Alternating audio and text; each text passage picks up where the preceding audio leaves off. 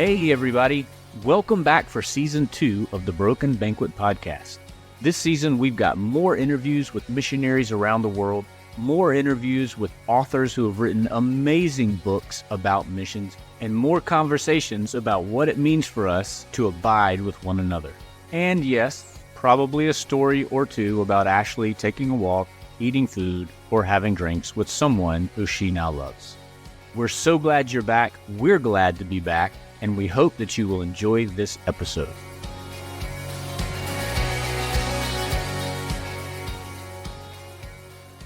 Hey, Ashley. Hey, Will. How are you? I'm so excited, and I just can't hide it. Oh, gosh.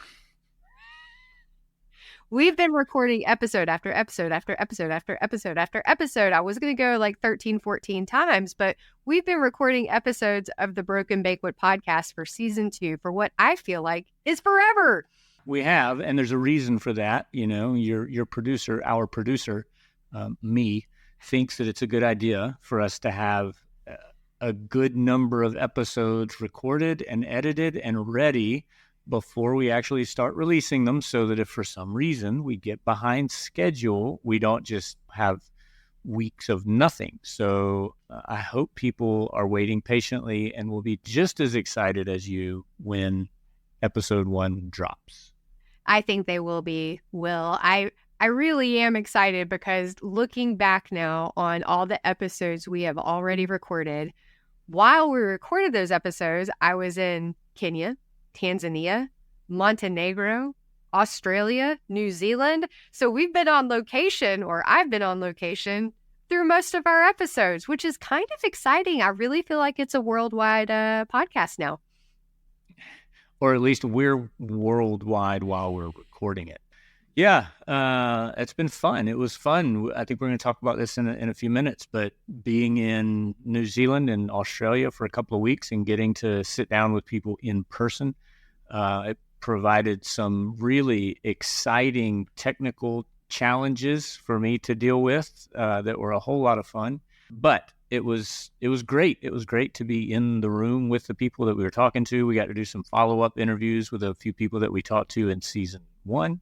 So, yeah.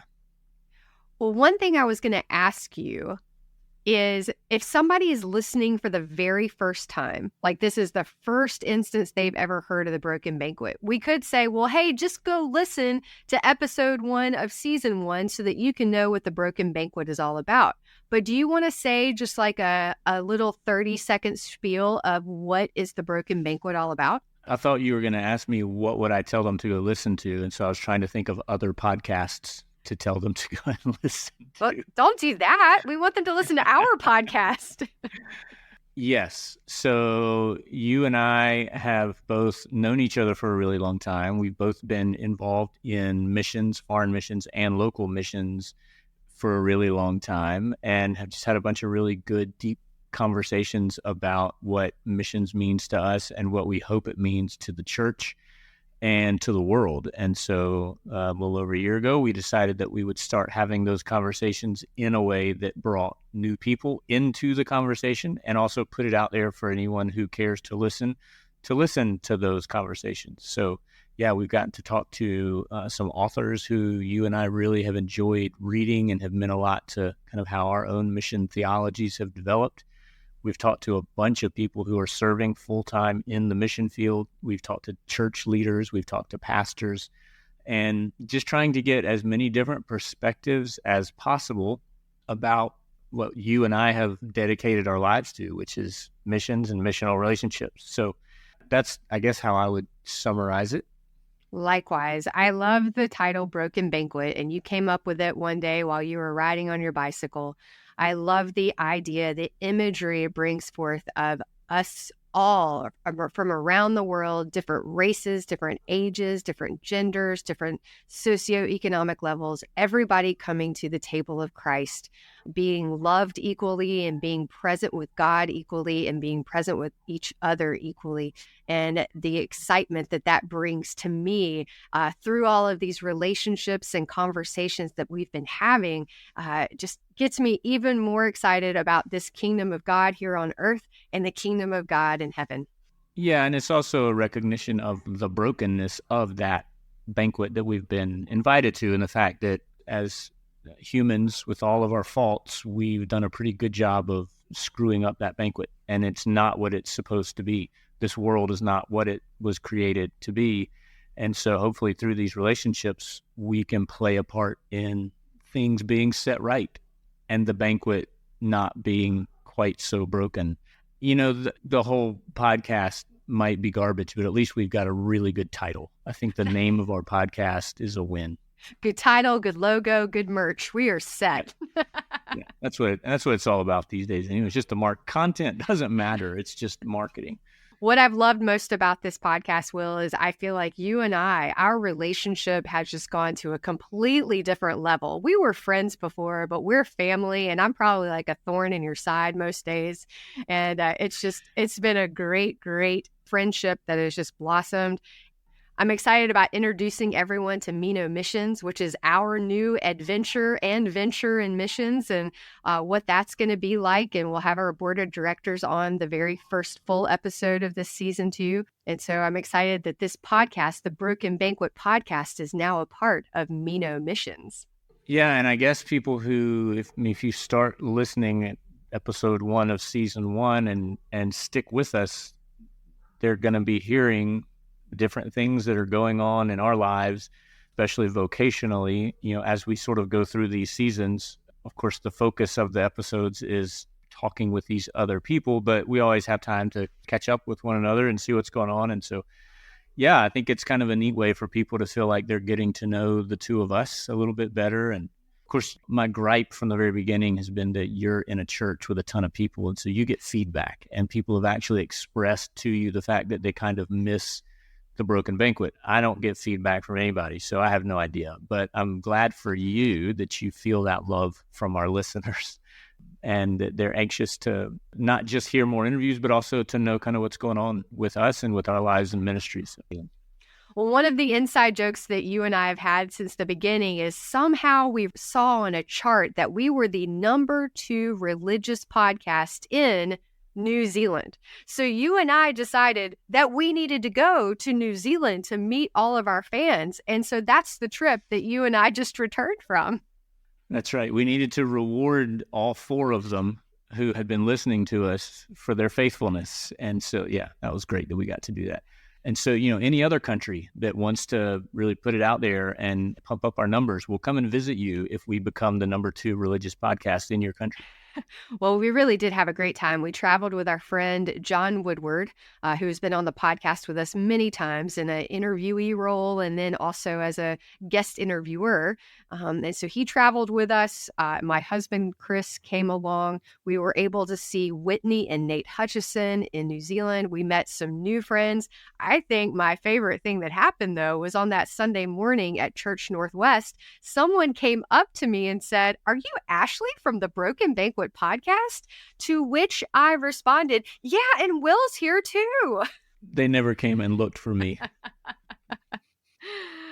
It was good that we were able to interview several people while we were there in New Zealand to continue those relationships and solidify so many of our friendships. And then we went off to Newcastle, Australia. We were able to see Rob and Lynn Branham and meet some other people. And I'm really excited about introducing so many people to the people we love in Australia and New Zealand. Yeah, we didn't really have a plan when we went. We took all the stuff just in case we had time to do some interviews while we were there, but we didn't really have much of an agenda. People keep asking me what I went to do in Australia, and what they want to know is, like, what did I go see? What are the sites that I got to see? And what are the things that I got to see in New Zealand? Did I retrace the Lord of the Rings movies? Did all that kinds of stuff? And they just really have a hard time understanding when I say, "Oh, we just went to hang out with a couple of families." But what'd you see? Like, well, we saw their churches and we saw their homes, and we saw pretty things, but that wasn't the point of the trip. It was to just go and abide with these families and encourage them, and to be able to participate, even just for a few days, in their ministries, in the communities where they're serving. And I loved it. I thought it was great. We did a lot of work. We did 5 different interviews, so there was a lot of work that was happening. But what meant the most to me was just getting to spend time with these families and get to know them better and their communities better and their churches better. And I was editing an upcoming episode that will release probably a couple of months from now this morning. And one of the things that the person we were interviewing talked about was what a privilege it is for us to be able to go out into the mission field. Because when we do that and we find ourselves in and among Christians in other parts of the world, it adds new color to the way that we understand what it means for us to be Christians and to be a part of this community. And every time I get a chance to go somewhere and to worship somewhere else in a different culture, hopefully in a different language, with people who I may be seeing for the very first time, I feel like for me personally, every time I do that, it just expands what church means for me. And it helps me understand it better so that it helps me understand church on a local level better. The things that I see week in and week out, I understand them better because I've been so fortunate to see church in so many different places. Mm-hmm. And so to me, I realize what a privilege that is and how blessed the two of us are that we get to do that.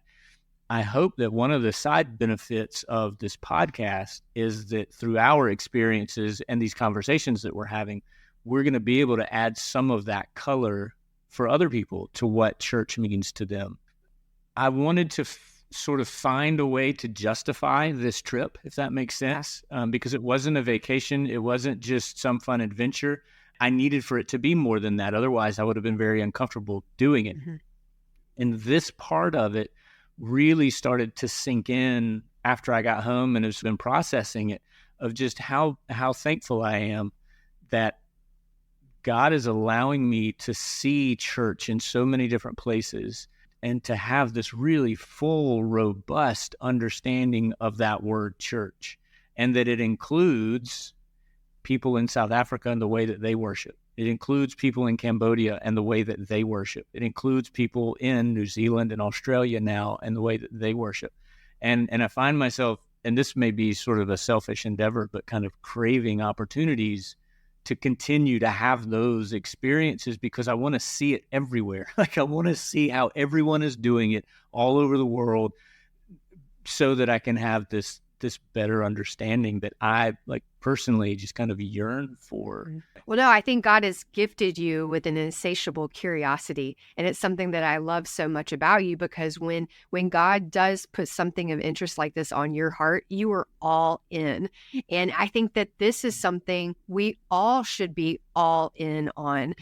This word abide is so important to me and now to us. And it's this way of capturing this inward, enduring personal communion. How do we connect with God? How do we connect with others? How do we do that on a relational level with mind, soul, body, and strength? So how do we continuously live in a relationship with each other where we learn together, where we grow together, and where we continue to be united in this body of Christ? And it's a beautiful thing. And I think I have the same bug. I might not have the curiosity you have. I still am trying to cultivate my curiosity.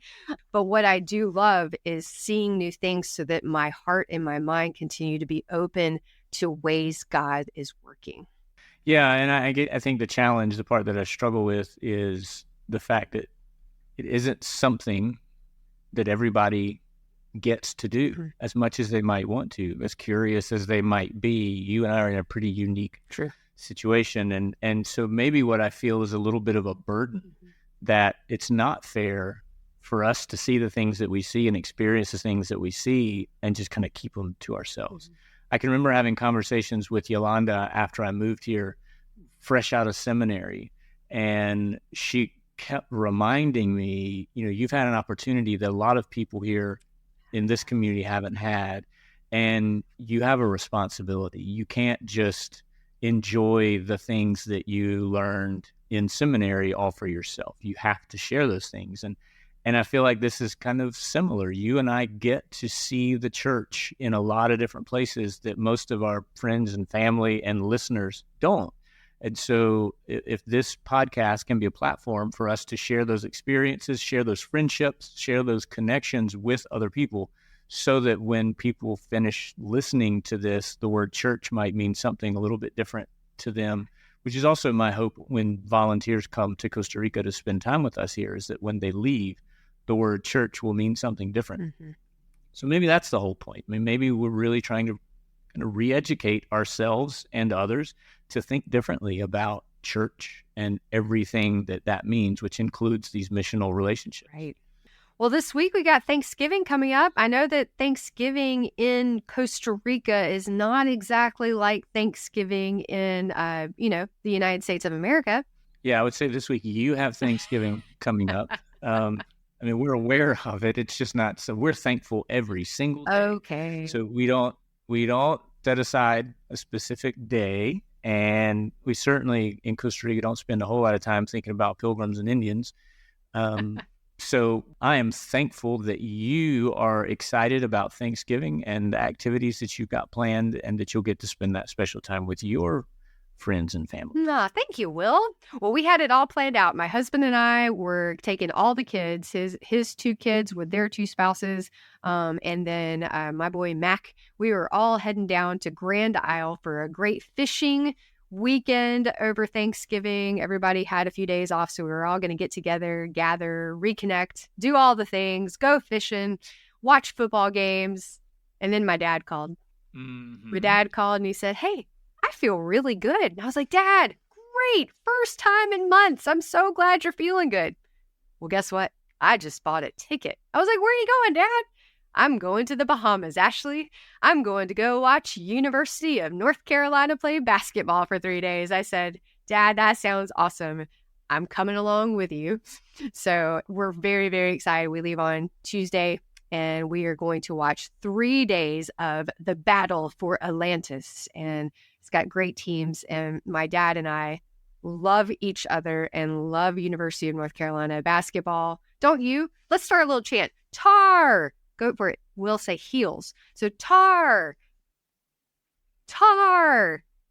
Okay. Well, you realize I can edit all of this, right? Well, yeah. Okay. We're going to have a great time, and I love spending time with my dad, and I will miss my family, but I'm really excited to be with my dad. I'm excited for you. I know it's something that you enjoy so much, and that you enjoy with him so much, and that's what Thanksgiving's all about, right? That's right. About being with the folks that you love and doing the things that you love doing together. So that's great. I'm glad everybody gets to do what they want to do, regardless of whether or not I feel like it's completely misdirected in a horrible, example of idolatry and, all that kinds of stuff. I will be in Costa Rica praying for you. And thank you. Thanks, Will. I'm glad somebody's keeping watch over my soul. Yeah. Yeah. Well, yeah. I mean, I want this, this podcast to keep going. I want our relationship with Shreveport to continue. And so, yeah, I mean, your soul is of utmost concern to me. Well, in the spirit of Thanksgiving, I feel like we should pretend like we are sitting at the banquet table, and it's not broken. It's actually wonderful. Okay. And I think that in the spirit of Thanksgiving, we should say 5 things that we're thankful for. So basically, everything in the book of Revelation has happened. Right. We're beyond that now. Exactly. The new heaven and the new earth have been created. And so, that'd be the first thing on my list, is that we survived all of that. Yeah. Rapture practice. Well, yeah. Why don't rapture practice? Yikes. That's a phrase I'm sorry I ever heard. I hope I don't remember. Yeah. Why don't you go first? I am very thankful, number one, that my son Mackinson is here from Haiti. In September, he arrived in the United States for the very first time. He's on a 2-year visa. He's living with my husband and me and our sweet dog, Molly, and we have become just the most wonderful family. He is kind. He is generous. I have loved him for 10 years, and I am so thankful that he is physically part of our family in Shreveport. So I am so, so thankful that Mackinson is with us. That is the biggest thanks of this year. Second Thanksgiving is that everyone in my family, it's been a tough year health-wise for a lot of folks in my family, and everyone right now is healthy. So I'm going to knock on wood and give a yay God, yay God. So everyone's healthy and happy. Third thing I'm thankful for is we have, with God's help, created this amazingly beautiful global mission family.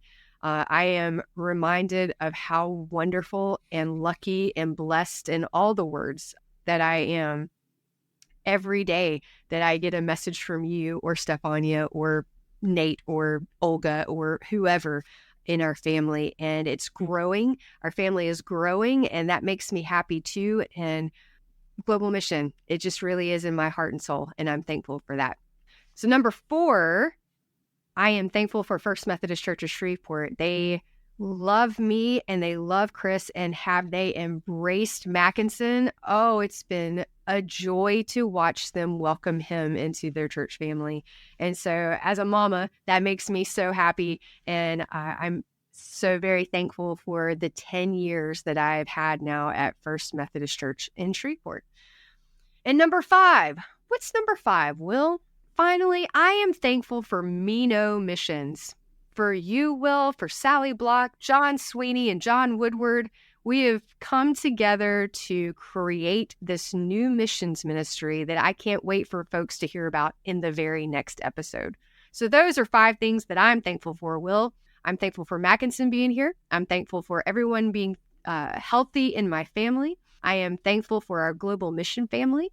I'm thankful for First Methodist Church of Shreveport, and I'm thankful for Mino Missions. Those are all great answers, Ashley. I'll try to measure up. I'm sure I'm going to forget things, but I'm thankful for health and for family as well. I was thinking about this just the other day because I looked in our pantry, and there's a little basket that has medicine in the basket, and some of it's Isabella's medicine for when she's having respiratory stuff going on that hits her particularly hard, and it's stuff that Yolanda needs to take from time to time, stuff I need to take from time to time. But the fact that the basket was put away in the pantry and not out on the kitchen counter means that none of us are needing any of those things right now. Praise God. So yeah, that was I'm thankful for that we're ending the year with everybody being healthy. I'm thankful for surprises. We've got a couple of things coming up that I'm not going to say out loud, but our 9-year-old daughter is going to lose her mind when she finds out what it is. And so that's really exciting. And I'm thankful that we're able to do that kind of stuff for her, especially right now at the age that she is. She's an only child, which there's things about that we love because it means we don't have to divide our attention between her and anybody else.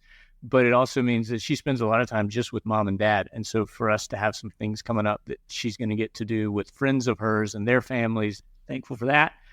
I'm thankful for a full calendar for Costa Rica mission projects. We've got almost 40 teams that are signed up to come and work with us next year. Yeah, I know. I'm thankful and also slightly nervous. We'll be fine. It just means it's going to be a really, really busy year. And I'm going to be completely wiped out by the end of the summer. But that's okay. We're thrilled that many people want to come and be a part of what we're doing here. So that's really exciting, and I'm thankful for that. We've been slowly building back up to that after being completely shut down during the pandemic. And it's a really exciting time in the life of this ministry. I'm thankful for the work that Yolanda and Priscilla do in our counseling program. It's incredible to see the results of their commitment to the people who are coming here to be listened to and supported and accompanied through the challenges that they're dealing with. There's a long list of people that need that help. And so we're hopeful that maybe we're going to be able to grow that program in some new ways during 2024 that will allow even more people to be a part of it. But I'm thankful for their commitment and for the way that the community has responded and the way that they look to us for that kind of support. And number 5, I'm thankful to First Methodist Shreveport and the way that they have committed to my family and to this ministry and helped us imagine beyond just sending volunteer teams to Costa Rica every year, but what else what else can we do together? What else can we be together, most importantly? And the way that they've connected us to this community of missionary families that now we've gotten to know and to love just as much as that church does.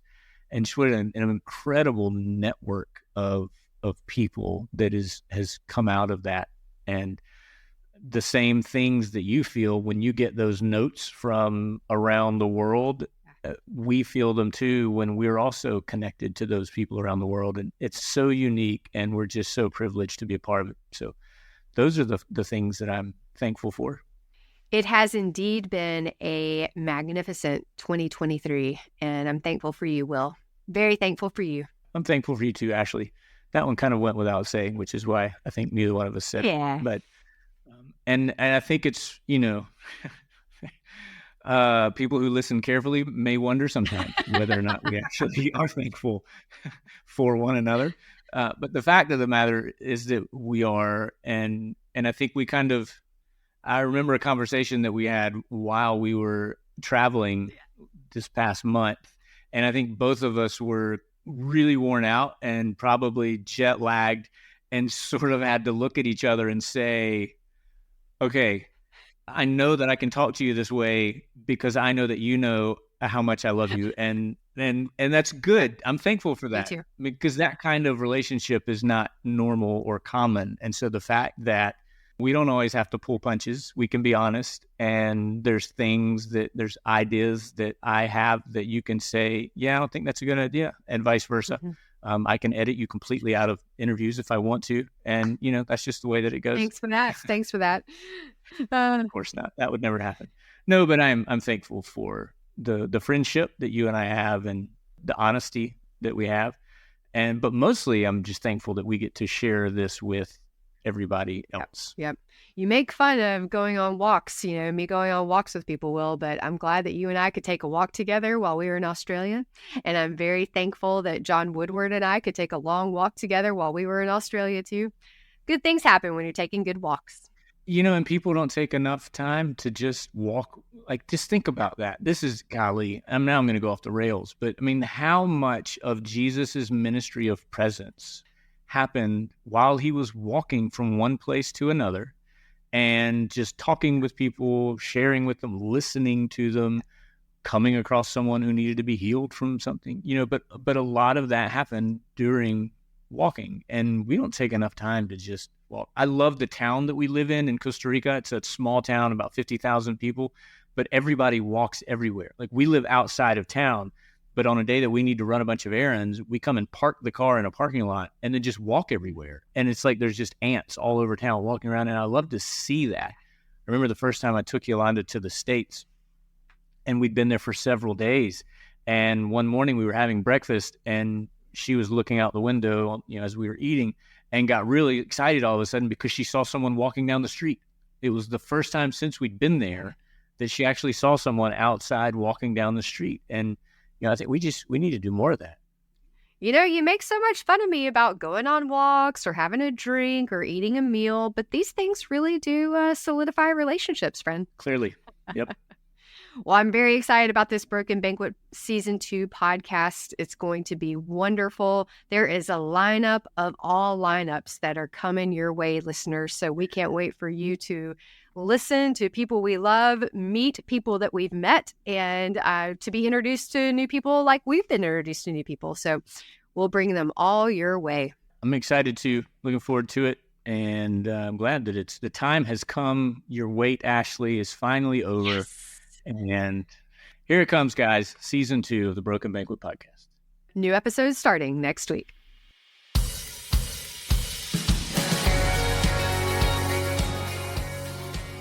You've been listening to The Broken Banquet, a podcast by Wil Bailey and Ashley Goad. Music provided by Irene and the Sleepers. Join us next week for another episode. He's prepared the table. All things are ready. Come to the feast.